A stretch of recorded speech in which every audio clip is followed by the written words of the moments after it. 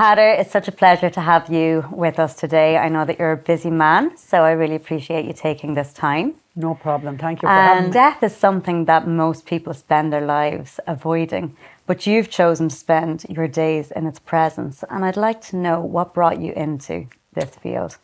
Well, true. We'll all go on the one journey, and death is inevitable for everybody. It's definitely going to come to everybody's door. Unfortunately, there's no way out of this world alive. Now, the thing about it is that why I went into this business, I thought maybe when my mum died 40 years ago, you know, we had a good undertaker at the time, he was good, but it was done a different way. It was all taken away nearly from the family, and it was always cold. It was cold, the death was cold. You wore a black band here for a while after the person died, so you had to grieve, television off, radio off, everybody was sad, you know. Wow. But I said, yeah, well, that's okay, that's respect and everything. But in the last years and years, I've seen people have celebrated their life. So your celebration of life now is not because someone passed away, it's because they have lived. Yes. And that's what I could find, maybe I can just bring a little bit of something into when somebody passes away, that don't be afraid to act natural with them. So do you feel like it has organically evolved, or was that nearly your mission to facilitate that change? Yes, probably I would have been probably hopping from one job to the other. I've done a lot of work. But to go into, I actually bought a pub probably with no money at the time. So I was quite lucky. But I always had the funeral directing going in the back of my mind that I'd love to do that, but it's so expensive to get into it. Okay. So it was just by chance a pub came up. My brother said, why don't you buy it?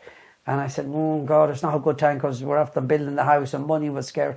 But eventually I bought it, and then I started the undertaking in it, and it went very well. And then I got so busy, I sold the pub because I was just too busy dealing with people. And the pub was a sidetrack. You were really rushing the people. Then I said, I'm no better than, you know what's going on. We have to be patient and we have to give people time. So do you feel like this was a calling of sorts? I think so. I think, because I did say it to God above, I said, now Lord, I said, if you want me to do more for these people, guide me, and financially, first of all, that I can get rid of the pub, because that's a backbone to have a cash flow. So I had to say, if I'm going this busy, I'm going to have to get rid of the pub, and I hope you'll send me enough of work to keep me going. And I have 7 employed full time. Wow. That's some doing. That is some doing. What an achievement. Yeah. So I think faith has a big, like I said, faith is a big. This is a genuine story. And this is a story about my aunties and my uncles on my dad's side. They were lovely people, but they had a tough life. They lost a sister at 37. Then their mother died at 58, and then the granddad died. Then there was a brother and a sister left in the home place. The rest went to England, different. So my uncle was killed on 1963, the 17th of December 1963. And I was 5. It was just a terrible time. I knew there was something very sad here. So I remember my mother bringing me up to the house to where my auntie was. She was hysterical because they were so close. And that was a big blow for my auntie, a big blow. So at that time when somebody was left on the road, whoever had a child spare went to live. And I was the spare. Oh, wow. At that age. So I went to live a very lonely life. My mother, we just lived houses apart. As years went by, then I was living with her and doing that. So she had great friends. She used to babysit for them, and then to take her to America, I'd have to go back home. We were going to a funeral one evening. I was 18 at the time. I went down that Saturday evening to pick her up. It was only me and her, and the other sister was working now. So next thing was, she said, you'll have a cup of tea now before you go. She brought a fry. And I was after doing a bit of work, go up to the bathroom, wash her hands. She was always wash her hands. Washed her hands, could hear thump. Then bathroom, I went down. There she was on the floor. Oh my God. Massive heart attack. We had no phone, no neighbours. There was only me and her. Oh my God. So I had to pick her up. Not a clue what I was doing. Not a clue. Thought she was joking. Took her teeth out. So I I got a pillow and I put her around her. So she died in my arms. Oh, wow. And I waited, what am I going to do? So it was very sad, very sad. So then I was proud I was there. Was I fear? No, for some reason. And that would have been probably, I had experience, not close friend, but like my auntie would have been very close to me. Do you think that Could be. encounter with grief and death, you know, feeling so happy that you were there in that moment, oh, it would have been terrible if influenced the sister had to come home and find her. It would have been great. Some years after I buried this man in Navan, no problem. It was a good while after. So I could have been 90s then. I buried, and I was in the hospital getting a test, and I was walking up the corridor, and this girl says to me, I want to talk to you. She says, I want to talk to you. I said, oh, is she going to give out to me? Did I do something wrong for the funeral? I buried her dad, you know. She says, well, she says, every time I meet you, this lady comes in front of her. Tell him. And her name is Annie. That was my auntie's name. What she said to me was, tell him I'm not happy with him. Oh. I said, tell her to get in the queue. I'd always make her laugh. No, seriously. I knew she was serious. I knew, sit down here. Now she says, she's not happy with you. You know why? Because you don't pray to her. You pray for her, but you don't pray to her. Oh. So you need to pray to her. She says, oh, she's happy now. And I said, but no, she said, she's quite happy where she is. She's looking after you, she says. She has saved you from death 3 times. Wow. And I could remember the 3 times. Are The you crashes, serious? yeah, and then the crash. So she told me that. Now, okay, she wouldn't have known because there was no computers or AI then. The final thing she told me, she's very happy now. She's telling you, do you remember your first car was a blue car? Which it was. Wow. Years. She's laughing. She's telling you now you're coming over the railway, which we were, and the bonnet blew up. And we couldn't see, and we started laughing. Only she and me knew that. I never told that story to nobody. Wow. So you see, I probably am ahead of other people that I believe there's something better. Yeah. How did that experience change you? It just makes me feel good that I Does have it someone deepen looking your belief after me. system? That I'm looking at. I know I should be dead, but I know I have somebody looking. It's like a guardian angel. Yes. If you believe in guardian angels, Yes. which is very important. I believe in the Lord is running out and he picks someone close, and he probably all that there with my auntie's experience would have been a big boost. Absolutely. Yeah. So I'm probably. And would you have recognised that before? No, That I would wouldn't have have. I been wouldn't have. No, because you don't. You don't recognise that your health is your important thing, and then you don't recognise these things. You don't. Oh, you know. But there has to be somebody looking after us. Yes, absolutely. Has to be. And you. So would you regard yourself as a religious man? I'm a Christian. Yeah. Christian. And how does that inform your work? My work is, yes, it's spiritually, a lot of spiritual involved. There's a lot of different religions. I cater for all religions. I deal a lot with churches, so therefore I have to be reverent and respect. I have a lot of clergy, good friends, and I have a lot of clergy that doesn't talk to me. And why is that? Because I get on to them if the job isn't right, and, maybe sometimes it's raining outside and I'd like the people to stay in and sympathise, but some parts of the diocese doesn't allow that. Okay, so they're more rigid and you like to work with what the family wants, yes, or what feels more natural on the day? Yeah, I love everyone, every part of it, the clergy from down to the family, down to the gravedigger, to the whole lot, that was a nice funeral and everything went the way the family wanted. So it's very much a holistic approach. It is. To the funeral. Yeah. How has working around death for so many years changed your perspective or changed you as a person? But I always believed in death. I always knew we're only here a short while from I was young, because my mother was a very spiritual person, and it was God in her life was very important. She used to march me to Mass even at 8 o'clock in the morning. So the spirituality would be definitely a big part, and it would have changed me. But I've always respected death. I've always looked at death, yes, it's coming to us all. When it comes, we can do nothing. In the meantime, you must enjoy your life, which is very important, because we're given a life to enjoy, to do what we can with it, make the most of it. Have you ever left a funeral thinking that was a life well lived? And if so, what was different about that person? Oh, to go into funerals, I've done thousands of funerals, and everyone is different. Like, you know, we have, it's, you know, there's no sort of one funeral the same. You have the natural death coming at old age. You have car accidents. You have suicides. You have so much different type of deaths now. You have people who gets seriously ill, like with cancer and different, and they're gone in a month or 2 months. Today now we had a lady, a few weeks, got sepsis and passed away. And I knew this lady, and I knew her family. There was two girls and the husband, and they were everywhere together. They were everywhere together. So I knew she was very spiritual, because she'd be at a lot of mass, she'd be a lot of funerals. So my words this evening was, we're going to say a poem. We're not going to pray, because this lady had done enough of praying in her life. She had lived a good life. She'd lived for her family. They just adored her. And I think, right, let's just say a poem, because prayers to her, she had done so much. Yeah. Witnessing so much loss, what has that taught you even about the way people love? I broken-hearted when I have a family that has fallen out with each other, fallen apart. Or if it's a mother especially, because we all love our mothers, I suppose.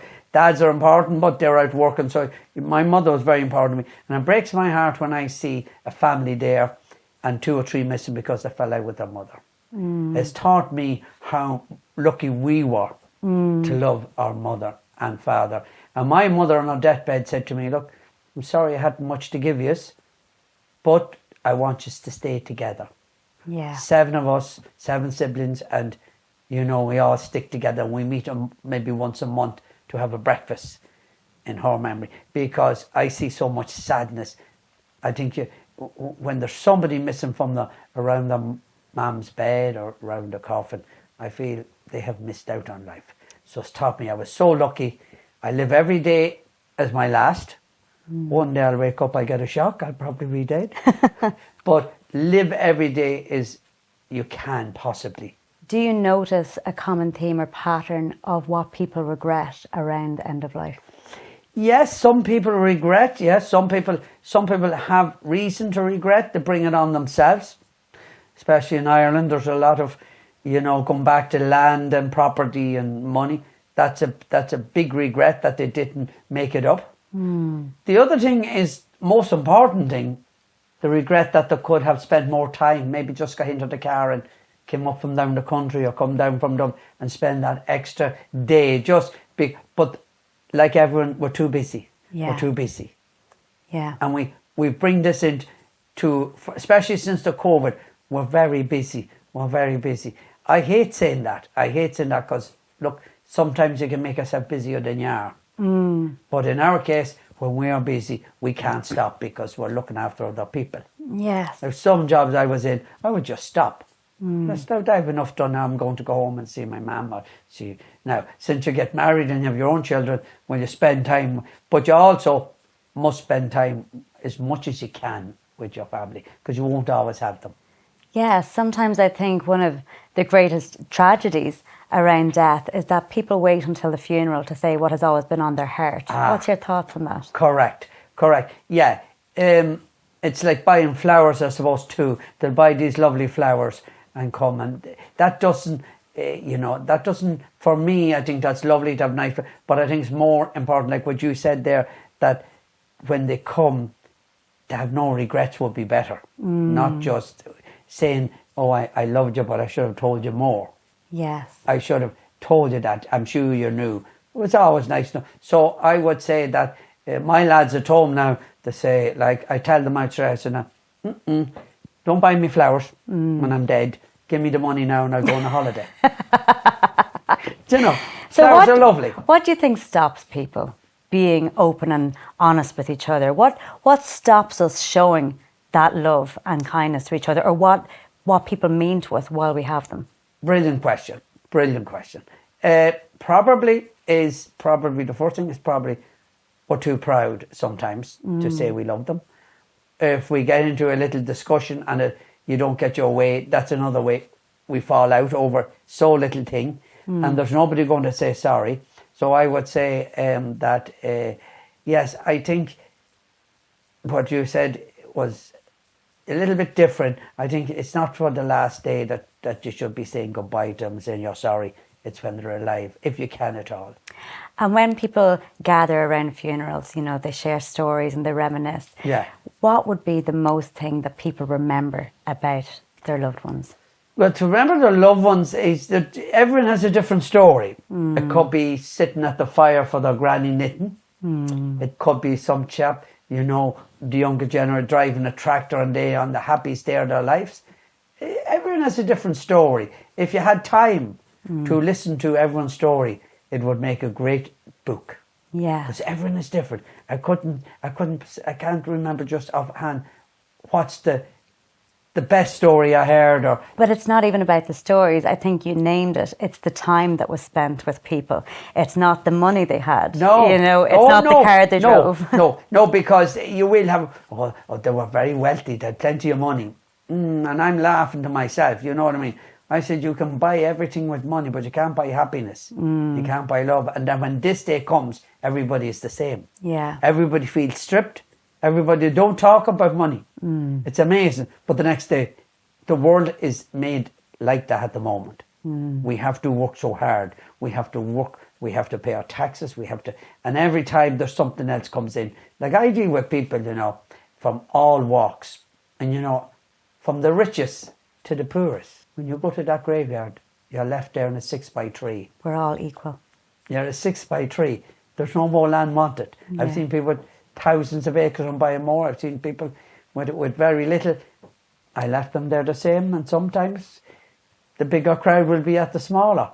Less, you know, it's a strange. Having spent so many years around loss and facing death, how has it shaped your own relationship with your own mortality?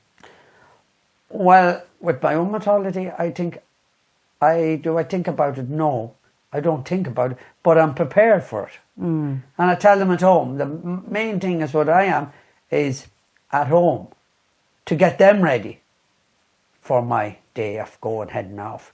And what does that look like? That looks like no tears, no big frills. When I die, I'm at peace and I'm gone ahead. Don't spend your time crying and whinging and that for me. No, there was one time we were busy and we were all organising things, you know what I mean? And I sat at the top of the table. They were all saying, now what do we do now? What do we do? What's the next thing? So I just walked away and left the chair empty. Talked to the chair now. Sorted out. I said, that day, this chair is going to be empty. I have a special chair. Yeah. Not with a booster now. Yeah. I have a special chair. And I said, and my wife, Adele, was giving out to me. Why are you doing with that chair? I said, that's my chair. I love it because I got it right size. Everybody sits on that chair now. And I'm not there. And once I come in to get off that chair. So I said, no, everybody share that chair. Once I'm not here. But when that chair is empty, you're on your own. You have to make your own decisions. If there's anything you want to say to me now when I'm alive. Don't wait till the chair is empty. And that's the most important thing. That's the most important thing. To be able to talk. Yes. To be able to talk. There might be an assumption that working as a funeral director for so long that you may have become immune to grief or a little bit desensitized around death. What's your experience with that? For myself, no. I've never let it become a business. Okay. I've let it come, I think, and I think, you know, a lot of people, like I would feel grief. I would even, some people I mightn't even know, but I feel their grief. I do feel their grief, and I know that I will share some tears with them. Yeah. Because their stories are so overwhelming that I feel it in here. But I always share then a good laugh with them. I will change them. When I see them going down, I'll have to think, oh, wow. You know what I mean? I'll think of something somewhere along the line. If I know the background, if I know something, I'll say something. And I'll say to the Lord, just send me something, one sentence. One little quip. One little whip. You know, it's funny, I have had the pleasure or misfortune, whichever way you want to say it, of watching you in action, and I have observed your humour as you're in operation, and I am aware that you have a comedic background as well. So Yes. It does help. Do you consciously break that tension, or how do you bring it into No, your work? I try to make it when the grief has been taken over. I try to just let them go, and when I know it's going a little bit deep, because I know that what they're trying to do, the grieving families try to stay strong. You know, they really keep the tears back, keep their emotions back. They're so, and we need to keep them, because they're going to have so many days and nights ahead to cry themselves to sleep. I have people saying to me, Father, there's something wrong with me. I can't cry. I can't cry. What's wrong with me? I said, you're not crying. No. I said, perfectly normal. How would it be normal? People think we don't love them, you know what I mean? I said, of course you love. I said, tell me this, when your loved one was diagnosed, what did you do? You went home and cried, you're right? Yeah. Every time you went up to the hospital, you stood beside the bed, you kept the face going and the happy, and as soon as you came out that door, you cried your eyes out. And they said, yes, that's what we do. We do. We cry. We're human. We can't be strong enough to show to the public we're crying. It's the same with a few to try. Then we'll always give them that few minutes on their own to go in and let it all out. But some people feel, oh, I can't cry. I said, I guarantee you those nights you went home and you didn't sleep. When somebody gets bad news, you can see it in people. You know, my line is, when people have suffered so much and there's a long road, and there is worse things than dying. There is worse things than dying. Pain in somebody. So death to me has become a way of life. Now, it is, I would say, it is 24 hours, 365 days a week. Christmas Day, we're sitting at the table, I have to go. So are you switched on all of that time? All the time. Is that something that you've chosen, or is that your duty? It's something I have chosen, not to be, I suppose, as busy. I was happy with my son and myself and one more with that amount, but it's gone so busy now. I need more staff. I need all this around me to keep me going. So to think that I would never want to turn it into a business though. I'm waiting, I go to bed at night, I'll wake 3 or 4 times. The phone can ring at any time. I tell people, when can we ring if something happens? Ring me when it happens, so I can organise myself the next day. Are people surprised at how much a part of the dying process you are? Like, once the loss takes place. Yes. How much you kick in and how much a part of those 3 days or beyond you are? Yeah, we get a lot of nice thank you cards. We don't expect them. We get them. And sometimes we override what we do. We just focus until everything is done. And we would be like the swan. We look good like this coming, you know, but underneath we're going like this. Okay. And our hearts are ready to get everything done, because, you know, 4 or 5 funerals at the one time. Those people don't realise that you're 4 or 5. They think, well, they're the only one. My only one. So I have to make myself like this. I had to be in 5 places within an hour. But as I say, I have witnessed you, and we would absolutely feel like we're that only funeral today. The level of attention and presence that you give each funeral, where do you get that? It just comes. I'm not saying I didn't. There's no training for that. There's no college you can go to. I think it's in you. I love people, and I love the older generation. People say, you know, you just love them because you're waiting for them to die, you know, as in a joke. So I said, no, I love them anyway. I said, you know, and we do go, like I go into the hospital with maybe 1 or 2 people. I very seldom, I don't like going in, but you'll see some people, I'm not ready for you yet. It's not me talking. I was going to say, I'd say people don't like to see you coming. Don't be looking at me now. I'm not ready for you. Have you got a coffin ready for me? I said, it's not even cut. The tree is still growing, I tell them. So don't be in any hurry. So we have loads of fun. We do have fun no matter what it is. That's important. We try to make it sad. And people know me for that. I'm sure there's some people say, well, that chap, he's not showing me respect. But I know what the family wants. I can read my families and I can tell them. And the first thing I'll say to them is, the first thing, if I have a big family around, I would say to them, are we celebrating your loved one's life, or are we Morning. Are we mourning? And they'll say, oh, celebration. Yeah. Next thing here, if there's anyone perfect here around this table, you can go. Because families, we're not perfect.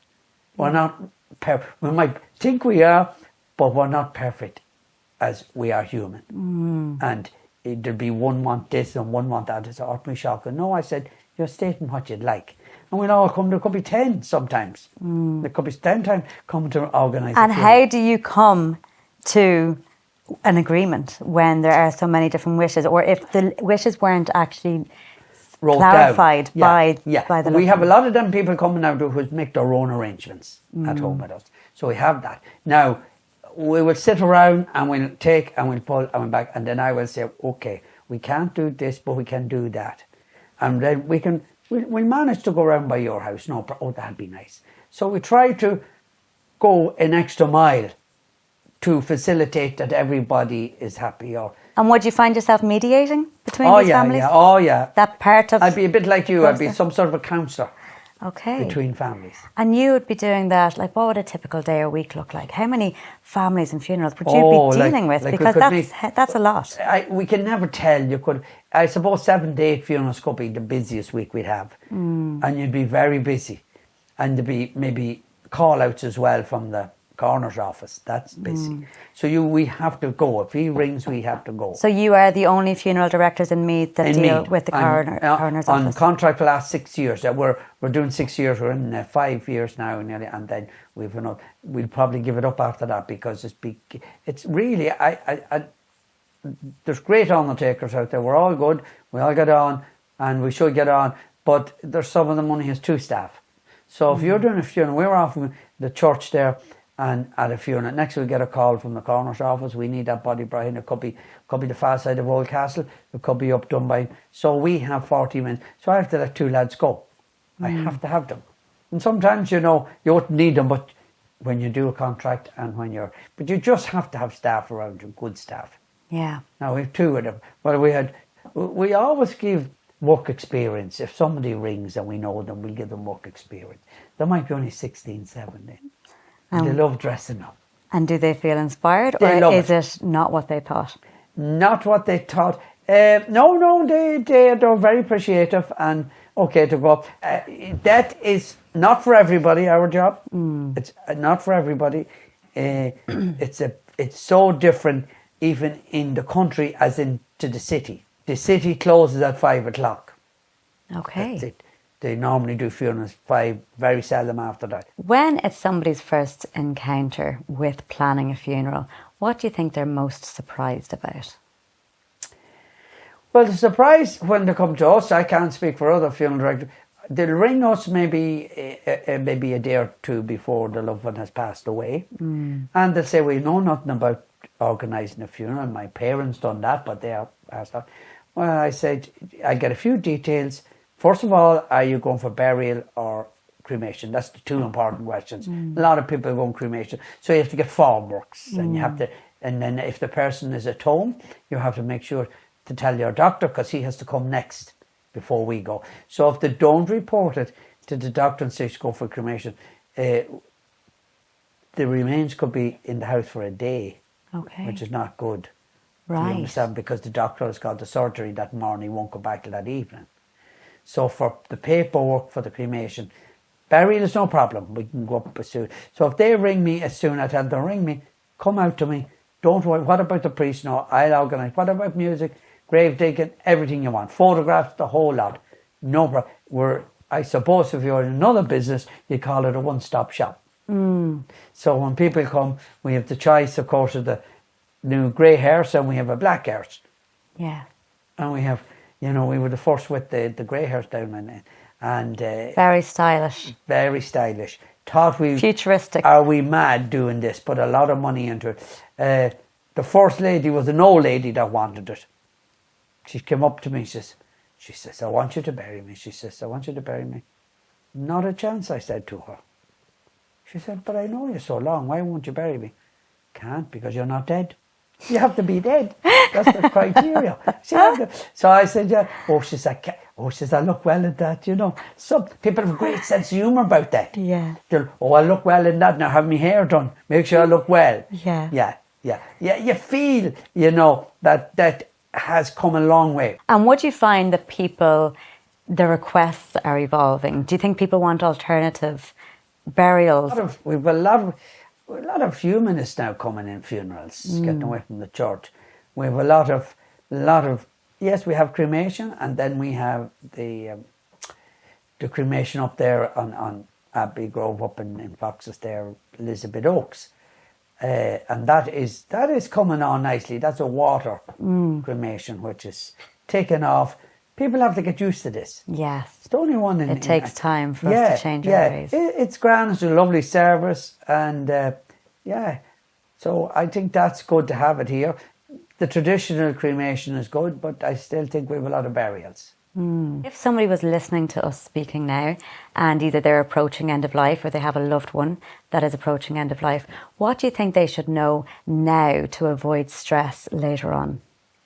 I think they should probably know to ring their funeral director, to put them wise that this person is going to pass away, to be sure you're available at a phone call, because some people, some undertakers, they're just have got their own little way of working. They could be on the golf course, they could be on holidays. So people want to get someone at the end of the phone. One time, I don't know what happened, my phone was switched off. I don't know whether the phone had broke.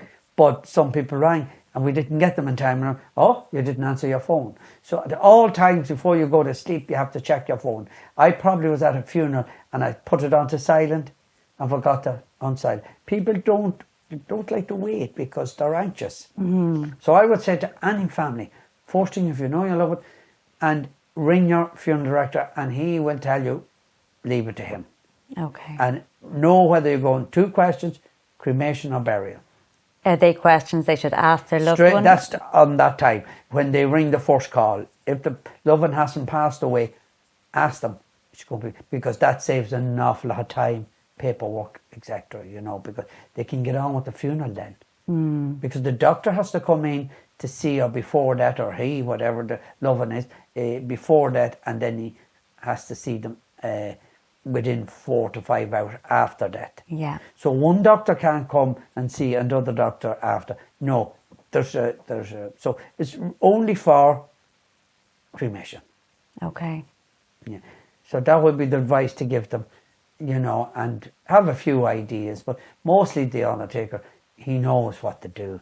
He's doing it every day. He whatever arrangements you want, he can change. He'll get the priest in, he can get everything. Like, it's all different now compared to years ago. We do our own readings out too for the people. So if they come and say, look, have a look through that when you go home. So when the priests come or whatever they're having, they'll have that sorted. And instead of, and it's something for them to do. Yeah. And like, you know, like the priests are very, very busy at the moment. So if they come, they have only maybe half an hour, an hour. So that reading. So, oh yeah, that's lovely. But when they have the readings, we give them the readings, we go through them all. We go through the singers, we go through everything. Hymns, so that's if they want. Some people have a lot of this, may have, not too many, but they be in music, so they know who they want for the music. Yeah. They want, yeah. Yeah. If people knew that they only had 1 year left to live, how do you think they'd live differently? I'd like to think that they'd live it as much as they can. Not worry about that. I'd be afraid some people, when they're told they have an illness that's going to take them in a year, you know, some people can't get over that. Myself, I don't want to know sometimes if I was told you have such time. The first thing I'd do is have my wake. I'd have a big wake, but I'd be at it. Yeah. I'd have a big party. Yes. And I put it open to everybody, a big open field, and celebrate. And so I said, and you know, another thing, what I find, I said, you know, when my day comes, if you didn't like me, don't come to my funeral. Don't come and just say I'm sorry, because I think that, to me, I want 10 people at if they like me. Yeah. And if they don't go, there's no point. You know, because it brings chat, but it's just, I think that's life for me anyway. I mean, look, if 10 comes and they like me, you know, that's great. Like I just say to my family at home now, I says, you know, when my day comes, right, I do tell people, my family is going to be really upset when I die. Oh, I'm sure they will. Oh, not because they'll miss me. It's because I'm going to make sure my bank account is empty. So when they come out the house, they'll be crying. They'll go onto the computer, look into the bank. So I'm going to make sure they're crying. So people think they love me. But it'll be because I'm leaving no money. I'm going to spend it and enjoy it. That's what we're here for. Yeah. Leave this world without worries. Because we're living in a society, we're living in a country, we're living in government. That's another big problem. After that, you have to try to cope with that. You have to try to get on. But then you have the solicitors coming in, and you have the government, and you have probate, and you have taxes. And if you looked into all that, you would see all the years you work hard, and you have your next egg there. If it's over so much, and you've only a small family, you'll give half back to the taxman. That's the way it is. Even when you're dead, he's getting you. So a little bit of advice to people, if you're thinking and you're sort of saving for, like I have people come and say, Pat, I want to pay so much off my funeral. I said, why is that? But just in case when the day comes, and you're going, I said, you know what, you go on holidays, we'll bury you anyway. So enjoy. I had a lot of people like that, especially during the recession there too. They'll come, they wanted to pay off the funeral. Oh, I said, I want to see how much a funeral is because I want to give my family some money towards their mortgage or something. Yeah. But I would say go and enjoy every day. Don't think about that because it's going to come anyway. Yeah, and like that. So when death is pending or coming into our awareness, it brings life or what's most important into sharper focus. What stops us living life to the fullest when we don't have that threat of death on our doorstep? Probably ourselves, is it? Is it that we think we have forever? Yes, some of us think we have, or some of us are actually happy where we are. We're happy where we are. Like, okay, some people want to go to the moon. Some people want this, they've done so much. I'm happy at this stage to go home and have a nice cup of tea, a little chat, and go out to my garden. Yeah. There was a time I wanted to fly to Hong Kong, which I did. Fly here, fly there. When I had come into making money, you know, when you're young, you don't have money. And you do look back. I would look back because we weren't well off. And I would look, it's a pity I didn't have a little more then. And maybe to have my parents and that because they were very good to us. But that was it then. They were happy and they're where they were. Yes. I look at what we have now and what they had. And I feel sorry for it. But no, I don't dwell on it. Don't dwell on the past. Don't look back. Only on the good times. I tell that people when somebody dies and I'm doing a funeral there, and I'll always say a few words. I said, now, that takes everything from us. Everything strips us, brings us right down to being so heartbroken that what's the most important thing in life? What's the most important? What can't that take? It can't take your memories. It can't take what's in your heart. It'll take you, strip you right down, but it won't take those lovely memories. And I said, okay, we all have bad memories, all sad memories. 90% of our memories are good. Yeah. And you bring them up to the top. Bring them up to the top. Make memories. Make good memories. So when you're sitting in your rocking chair, you look back and you say, oh, I can't think of any bad memories. Yeah. I can only think of good memories. Think of happiness with your loved ones. Because the day comes to everyone. No matter, I see people, no matter. And some more people, I love people and I watch and I learn from them and I see them. And I see some people rushing, working into their 80s and grand if you can do it and you're happy and you're not killing yourself. But some people, actually, they don't know any different. And they die then and they leave everything behind. There's no tow bar on the hearse, by the way. Yeah. So they can't take nothing with them. There's no tow bar. You know what I mean? So there was, you probably heard about one time, this man, he saved a lot of money, you know, and he had a lot of money. And the wife didn't even know he had so much money. Or he hid the money on her. But before he said, you know, I love money, he said, I loved it, he said. I want it all buried with me when I go. Every penny in the coffin. So she said to the undertaker, she said, now, before he closed the lid, give me a shout. So he gave her a shout now. We're just putting the lid on your husband's coffin. And if you bring us in all the money, we'll put it in. So she come in with a cheque. Says, there's a cheque, he can cash that wherever he goes. So the cheque, he got all his money. I don't know what the Lord ever checked it for, but she had all the cash. So in the bank of heaven. Yeah. There was another time, one time, this man, he was on his last in the bed. And the wife was cooking in the stairs. Oh, she was busy in the kitchen, and she, Mary, I said, Mary. She went up, yes, darling. Oh, look, darling, it's shocking, I can do it. I'm going to miss you so much, she said, you know. And you had the priest, you had everyone here, you're ready to go now. Mary, I smell those lovely buns that you used to make for me. Can I have one? Oh, God knows, says she, that's for your wake. So there's jokes for everything. Absolutely. You know? And there's love up to a point when you don't get the bun. Yeah. So those are happy stories I tell, and it breaks them. I think humour brings a much needed sense of relief in a very, very emotional time. Yeah. Like, I know your uncle so well. He is just, I'd love to have him in my parish. He is unreal. I don't know how you get on, but I have to say this. He's amazing. Actually, I'm taking 2 days off to go meet. We had loads of pilgrimage to Lourdes with him, and he was just, you know, and he stands up there, no books. Every place. Oh, sorry, it's the wrong. He goes stand up. You know, absolutely. He's got a special gift, and it's something new, and that is what I call life. Yes. People like that brings great out of me. Do you know what? He is a complete man of service, and he has dedicated his whole life to people. And you can see that very evident in his parish. But I must say, I have found this so beautiful to speak with you and see the heart and humanness in your work, and you are absolutely a man of service and a man for the people as well. Well, I appreciate. I will do my best as long as I can. Well, it's been such a pleasure having you, Peader. I really appreciate you taking the time. No problem. I know that you've had a very, very busy day and week. Yeah. So thank you so much for visiting us here today and for sharing those I hope thoughts. that's all right.